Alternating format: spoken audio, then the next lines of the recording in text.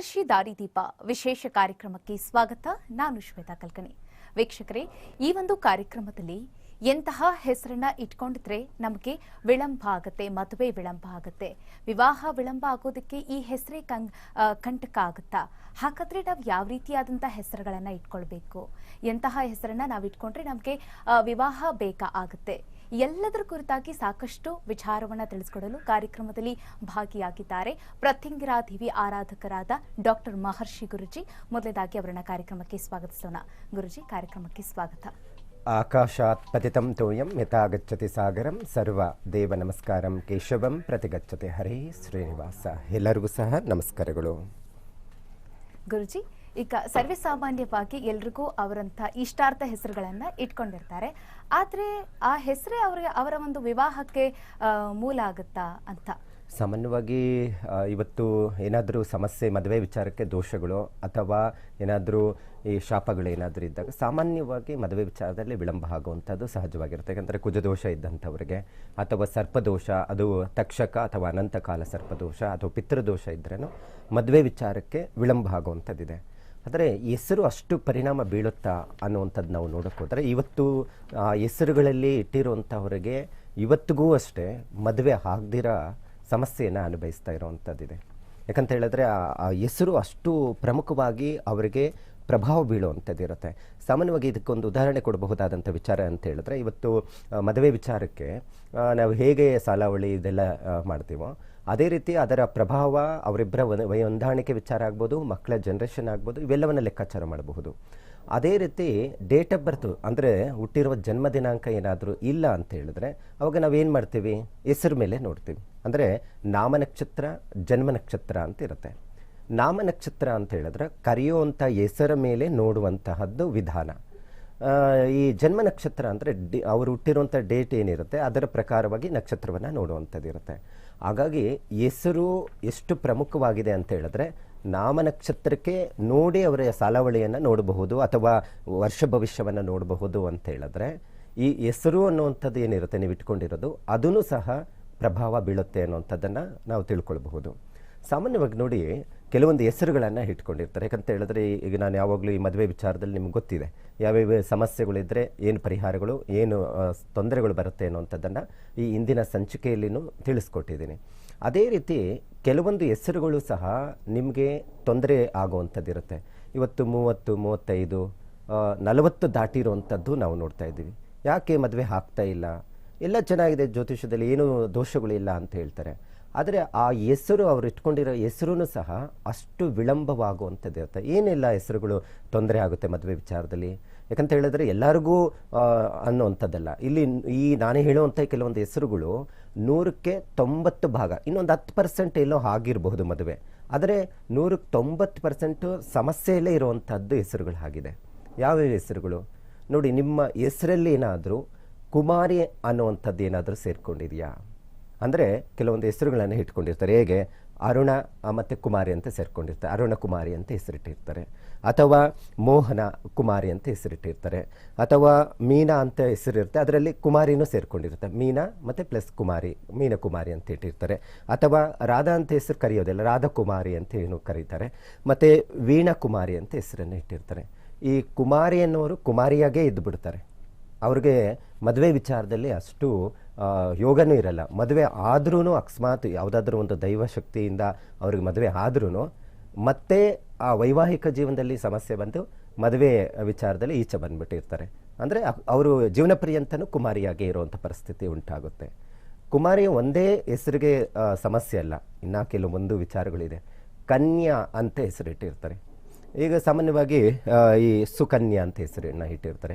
ಅಲ್ಲಿ ಕನ್ಯಾ ಬಂತು. ಯಾಕಂತ ಹೇಳಿದ್ರೆ ಆ ಕನ್ಯಾ ಅನ್ನುವಂಥದ್ದು ಹೆಸರೂ ಸಹ ಅವರಿಗೆ ಕನ್ಯಾಗೇ ಉಳಿದು ಬಿಡ್ತಾರೆ.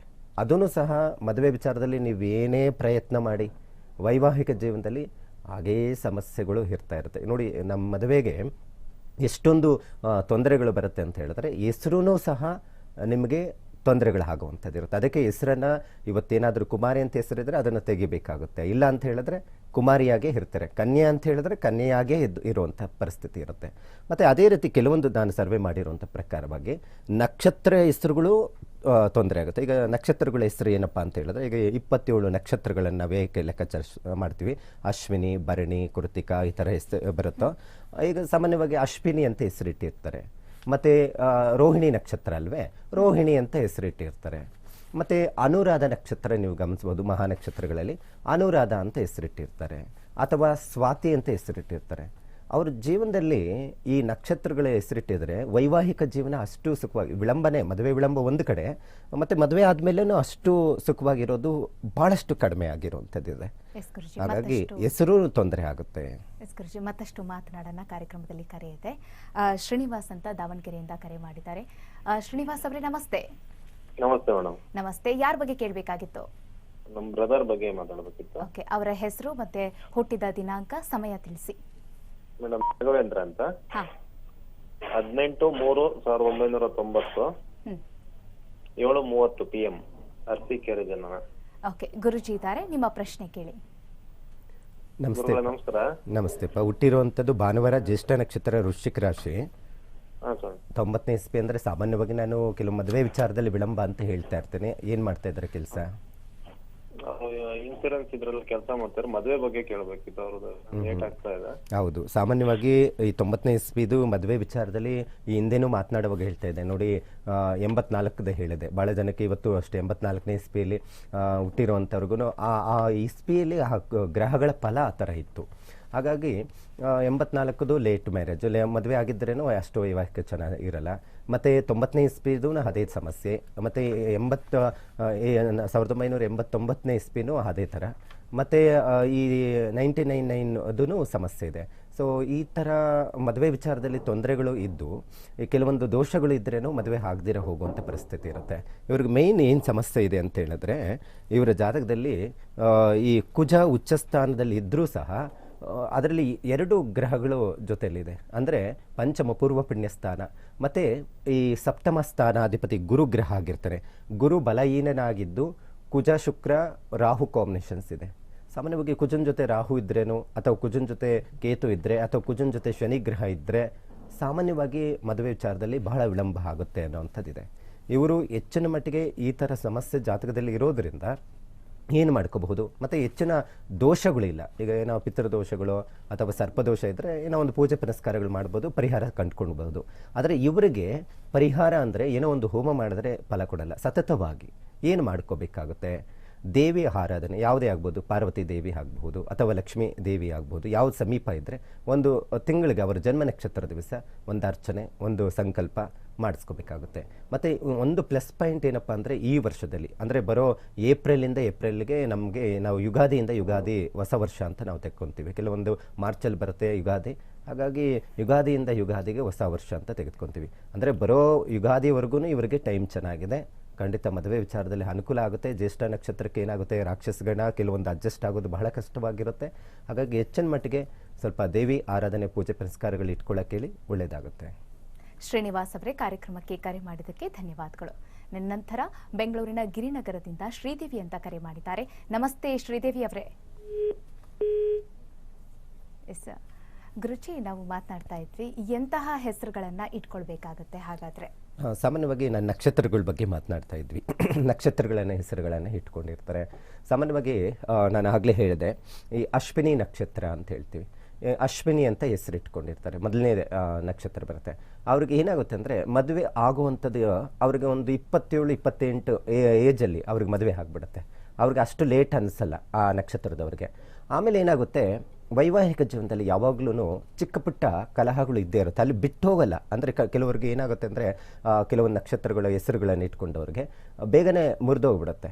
ಅಂದರೆ ಬಿಟ್ಟು ಹೋಗುತ್ತೆ, ಎರಡನೇ ಮದುವೆ ನೋಡ್ತಾರೆ. ಇವರು ಮದುವೆ, ಎರಡನೇ ಮದುವೆ ಇವಾಗ ಅಷ್ಟಿರೋದಿಲ್ಲ. ಆದರೆ ಏನಾಗುತ್ತೆ, ಜೀವನ ಪರ್ಯಂತ ಅವರು ಹೊಂದಾಣಿಕೆಯಲ್ಲಿ ತೊಂದರೆ ಆಗುತ್ತೆ. ಅದೇ ನೋಡಿ, ರೋಹಿಣಿ ಅಂತ ಇಟ್ಟಿರ್ತಾರೆ. ಈ ರೋಹಿಣಿ ನಕ್ಷತ್ರದವ್ರು ಏನು ಪ್ರಾಬ್ಲಮ್ ಅಂದರೆ, ಲವ್ ಫೈಲೂರ ಜಾಸ್ತಿ ಆಗ್ತಾ ಇರುತ್ತೆ. ಅಂದರೆ ಪ್ರೇಮ ವೈಫಲ್ಯತೆ ಉಂಟಾಗುವಂಥದ್ದು ಇರುತ್ತೆ. ಯಾವಾಗಲೂ ಇಷ್ಟಪಡ್ತಾರೆ, ಅವ್ರಿಗೆ ಕೈಗೆ ಎಟುಗುವಂಥದ್ದು ಇರೋದಿಲ್ಲ. ಮತ್ತು ಯಾವಾಗಲೂ ಸಹ ಸಮಸ್ಯೆ ಹಾಗೆ ಇರುತ್ತೆ. ಅವ್ರಿಗೆ ಯಾವಾಗಲೂ ಹೊಂದಾಣಿಕೆಯಲ್ಲಿ ಇರೋದಿಲ್ಲ. ಕೆಲವೊಮ್ಮೆ 3 ಮದುವೆನೋ ಆಗಿರ್ತಾರೆ. ಕೆಲವೊಂದು ಮೊದಲೇ ಮದುವೆ ಏನೋ ಸಮಸ್ಯೆ ಆಗಿರುತ್ತೆ, ಅಥವಾ ಇನ್ನೊಂದು ಮದುವೆ ಆಗ್ತಾರೆ ಬಿಟ್ಟು ವಿಚ್ಛೇದನ ತಗೊಂಡು, ಅದೂ ಅವ್ರಿಗೆ ಸಮಸ್ಯೆ ಆಗುತ್ತೆ. ಅದಕ್ಕೆ ಯಾವಾಗಲೂ ಅಷ್ಟೇ ನಾವು ಹೆಸರು ಅನ್ನುವಂಥದ್ದು ಪ್ರಮುಖವಾಗಿ ಪ್ರಭಾವ ಬೀಳುತ್ತೆ ಒಬ್ಬ ಮನುಷ್ಯನ ಮೇಲೆ ಮದುವೆ ವಿಚಾರಕ್ಕೆ ಅಂತ ಹೇಳಬಹುದು. ಎಸ್ ಗುರುಜಿ, ಮತ್ತಷ್ಟು ಮಾತನಾಡೋಣ. ಚಾಮರಾಜಪೇಟೆಯಿಂದ ಶಾರದಾ ಅವರು ಕರೆ ಮಾಡಿದ್ದಾರೆ. ಎಸ್ ಶಾರದಾ ಅವರೇ, ನಮಸ್ತೆ. ನಮಸ್ತೆ ನಮಸ್ತೆ ಮೇಡಮ್. ನಮಸ್ತೆ. ಯಾರ ಬಗ್ಗೆ ಕೇಳಬೇಕಾಗಿತ್ತು? ಮಗಳ ಬಗ್ಗೆ ಕೇಳಬೇಕಾಗಿತ್ತು. ಮಗಳ ಹೆಸರು ಮತ್ತೆ ಹುಟ್ಟಿದ ದಿನಾಂಕ, ಸಮಯ ತಿಳಿಸಿ. ಮಗಳ ಹೆಸರು ಅಮಲಾ ಅಂತ ಅವಳ ಹೆಸರು. 6ನೇ ತಾರೀಕು 3ನೇ ತಿಂಗಳು 77ನೇ ಇಸ್ವಿ ಮೇಡಮ್. ಓಕೆ. ಹುಟ್ಟಿದ ಸಮಯ ಬೆಳಿಗ್ಗೆ 8:30. 8:30. ಗುರುಜಿ ಇದ್ದಾರೆ, ನಿಮ್ಮ ಪ್ರಶ್ನೆ ಕೇಳಿಮ್ಮ. ನಮಸ್ತೆ ಅಮ್ಮ. ನಮಸ್ತೆ ಗುರುಜಿ.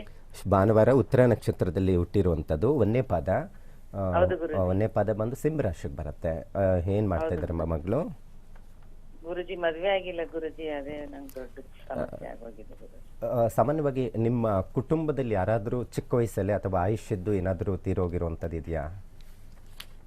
ಇಲ್ಲ ಗುರುಜಿ. ಈ ಪಿತೃಗಳದ್ದು ಒಂದು ಸ್ವಲ್ಪ ಪ್ರಭಾವ ಕಡಿಮೆ ಇದೆಯಮ್ಮ. ಈ ಮಗು ಜಾತಕದಲ್ಲಿ ಏನು ಹೇಳುತ್ತೆ ಅಂದರೆ, ಮದುವೆ ವಿಚಾರಕ್ಕೆ ಈ ಹಿಂದೆ ಏನಾದರೂ ನೀವು ಮಾಡಿದ್ರೇನೋ ಅದು ಬಿಟ್ಟು ಹೋಗ್ತಾ ಇತ್ತು, ವೈವಾಹಿಕ ಜೀವನ ಅಷ್ಟು ಇಲ್ಲ. ಮತ್ತು ಅದ್ರ ಜೊತೆಗೆ ಇದನ್ನು ನಾವೇನು ಹೇಳ್ತೀವಿ ಅಂತ ಹೇಳಿದ್ರೆ, ಆ ಜನ್ಮ ಕುಮಾರಿ ಯೋಗ, ಅಂದರೆ ಮದುವೆ ಯೋಗನೇ ಇಲ್ಲದಂತಹದ್ದು ಕೆಲವು ಜಾತಕಗಳು ಅಂತ ಹೇಳ್ತೀವಲ್ವ, ಆ ಥರ ಕೆಲವೊಂದು ಗ್ರಹಗಳ ಪ್ರಭಾವ ಆ ಥರ ಇದೆ. ಹೇಗೆ ಇದನ್ನು ಮೆನ್ಷನ್ ಮಾಡಬಹುದು ಅಂತ ಹೇಳಿದ್ರೆ, ಸಪ್ತಮಾಧಿಪತಿ, ಅಂದರೆ ಸಪ್ತಮಾಧಿಪತಿ ಯಾರು? ಬುಧ. ಸಪ್ತಮಾಧಿಪತಿ ವ್ಯಯಸ್ಥಾನದಲ್ಲಿ ರವಿಯ ಜೊತೆ ಬಲಹೀನನ ಜೊತೆ, ಅಂದರೆ ರವಿಗ್ರಹನು ನಾವು ಪಿತೃಕಾರಕ, ವಿವಾಹಕಾರಕ, ಆರೋಗ್ಯಕಾರಕ ಅಂತ ಹೇಳ್ತೀವಿ. ಅಂದರೆ ವಿವಾಹಕಾರಕನ ಜೊತೆ ಸಪ್ತಮಾಧಿಪತಿ ವ್ಯಯನಾಗಿ ಇರುವುದರಿಂದ, ವ್ಯಯ ಅಂದರೆ ಏನು? ಸಿಗದಿರುವಂಥದ್ದು, ಕಳ್ಕೊಳ್ಳುವಂಥದ್ದು. ಸೊ ಈ ಥರ ಕ್ಯಾಲ್ಕುಲೇಷನನ್ನು ನಾವು ಮಾಡಬಹುದಾಗಿದೆ. ಹಾಗಾಗಿ ಈ ಥರ ಕ್ಯಾಲ್ಕುಲೇಷನ್ ಇರುವಂಥವ್ರಿಗೆ ಹೆಚ್ಚಿನ ಮಟ್ಟಿಗೆ ಹಿರಿಯರ ಆರಾಧನೆ, ಹಿರಿಯರ ಪೂಜೆ ಪುನಸ್ಕಾರಗಳನ್ನು ಮಾಡ್ಕೊಳ್ಳುವಂಥದ್ದು, ಮತ್ತು ಸೂರ್ಯನ ಆರಾಧನೆ ಮಾಡ್ಕೊಳ್ಳುವಂಥದ್ದು, ಲಕ್ಷ್ಮೀ ವೆಂಕಟೇಶ್ವರ ದೇವಸ್ಥಾನಕ್ಕೆ ಹಾಗಾಗಿ ಶ್ರವಣ ನಕ್ಷತ್ರ ದಿವಸ ಸಾಧ್ಯವಾದಷ್ಟು ಶ್ರೀನಿವಾಸ ಕಲ್ಯಾಣೋತ್ಸವ ಮಾಡಿಸೋಕ್ಕಾಗುತ್ತೆ ಅಂದರೆ ಮಾಡಿಸಬಹುದು. ಅಥವಾ ಒಂದು ಶ್ರವಣ ನಕ್ಷತ್ರ ದಿವಸ ಒಂದು ತುಳಸಿ ತಗೊಂಡೋಗಿ ದೇವರಿಗೆ ಅರ್ಪಣೆ ಮಾಡಿ ವಿವಾಹ ಬೇಗ ಆಗಲಿ ಅಂತೇಳಿ ಅರ್ಚನೆ ಮಾಡಬಹುದಾಗಿದೆ. ಈ ಥರ ಇಷ್ಟು ಏಜ್ ಆದಾಗ ಏನು ಮಾಡ್ಕೋಬಹುದು ಕೊನೆ ಪ್ರಯತ್ನ? ಯಾಕಂತ ಹೇಳಿದ್ರೆ ನನ್ನ ಹತ್ರ ಕೆಲವರು ಹುಡ್ಕೊ ಬರ್ತಾ ಇರ್ತಾರೆ. ಯಾಕಂದರೆ ನಾನೇ ಏನೋ ಮಾಡಿಬಿಡ್ತೀನಿ, ಪರಿಹಾರ ಕೊಟ್ಬಿಡ್ತೀನಿ ಅಂತಲ್ಲ, ನಾನು ತಿಳ್ಕೊಂಡಿರೋವಂಥದ್ದು ಏನಿದೆ ಕೆಲವರಿಗೆ ಬಹಳ ಬೇಗನೆ ಅನುಕೂಲ ಆಗಿರೋದೆ ನಾನು ಕೊಟ್ಟಿರೋವಂಥ ಪರಿಹಾರದಲ್ಲಿ. ಹಾಗಾಗಿ ಅದರಲ್ಲಿ ಪ್ರಮುಖವಾಗಿ ಈ ರೀತಿ ಸಮಸ್ಯೆ ಇರುವಂಥವ್ರಿಗೆ ನಾನು ಬೇರೊಂದು ಕೊಡ್ತಾ ಇದ್ದೀನಿ, ಹನಗಬಂಧನ ಪಾಣಿಗ್ರಹಣ ಯಂತ್ರ ಅಂತ. ಅದು ಒಳ್ಳೆ ರಿಸಲ್ಟ್ ಬಂದಿದೆ. ಯಾಕಂದರೆ ಎಷ್ಟೆಷ್ಟೋ ಪೂಜೆ ಪುನಸ್ಕಾರಗಳು, ದೇವಸ್ಥಾನಗಳು ಎಲ್ಲ ಸುತ್ತಿ ಕೊನೆ ಪ್ರಯತ್ನದಲ್ಲಿ ಅವರ ಮನಸ್ಥಿತಿ ಹೇಗಿರುತ್ತೆ ಅಂದರೆ, ಯಾವ ದೇವರು ಇಲ್ಲ, ಯಾವುದೂ ಇಲ್ಲ ಬಿಡು, ನನಗೆ ಮದುವೆನೇ ಆಗಲ್ಲ ಅನ್ನೋವಂಥ ಪರಿಸ್ಥಿತಿ ಇರುತ್ತೆ.